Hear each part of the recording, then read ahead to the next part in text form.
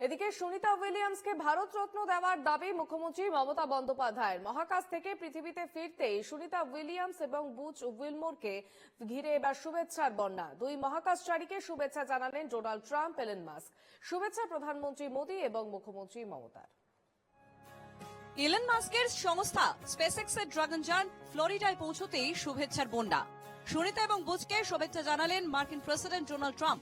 একই সঙ্গে পূর্বসূরি বাইডেনকে খোঁচাও দিয়েছেন ট্রাম্প। হোয়াইট হাউসের তরফে এক্স হ্যান্ডেলে লেখা হয়, মহাকাশে 9 মাস ধরে আটকে থাকা সুনিতা উইলিয়ামসদের ঘরে ফিরিয়ে আনা হলো। প্রতিশ্রুতি দেওয়া হয়েছিল, সেই প্রতিশ্রুতি রক্ষা করা হলো। বাইডেন ওদের ফিরিয়ে আনতে পারেনি। এলন মাস্ককে অনুরোধ করেছিলাম ওদের ফিরিয়ে আনতেই হবে। সুনিতারা ফিরেছেন, এখন ওদের সুস্থ করতে হবে। সুস্থ হয়ে উঠলে হোয়াইট হাউসে আমন্ত্রণ জানানো হবে সুনিতা এবং বুচকে। দুই মহাকাশচারীকে শুভেচ্ছা জানিয়ে স্পেসএক্স এর কর্তা এলন মাস্ক এক্স হ্যান্ডেলে লিখেছেন, সুনিতাদের নিরাপদে ফিরিয়ে আনার জন্য স্পেসএক্স ও নাসার টিমকে ধন্যবাদ।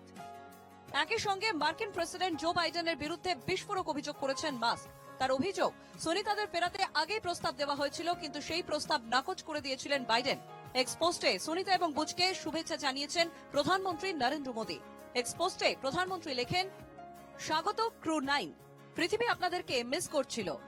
সাহস, প্রতিজ্ঞা এবং মানবতার স্পিরিটে সুনিতা উইলিয়ামস এবং ক্রু 9 মহাকাশচারীরা আরো একবার আমাদের দেখালেন তারা কি করতে পারেন।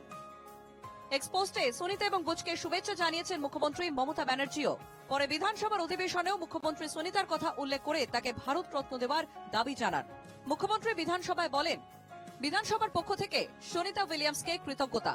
সুনিতা ভারতের মেয়ে, কেন্দ্রীয় সরকারের কাছে সুনিতাকে ভারত রত্ন দেওয়ার আবেদন জানাচ্ছি।